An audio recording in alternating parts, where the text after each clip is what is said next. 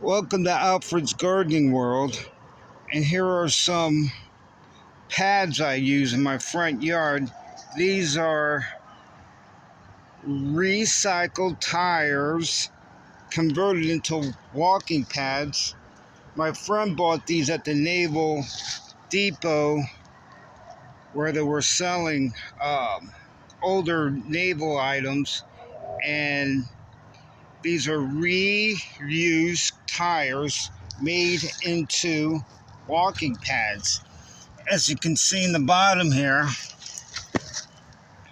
they're heavy duty. They weigh about 20 pounds a piece, and it's a great way to reuse tires. As you can see, they cost about 40 bucks a piece if you buy them brand new, but I think you pay like $4 a piece at the Naval Depot in Key West.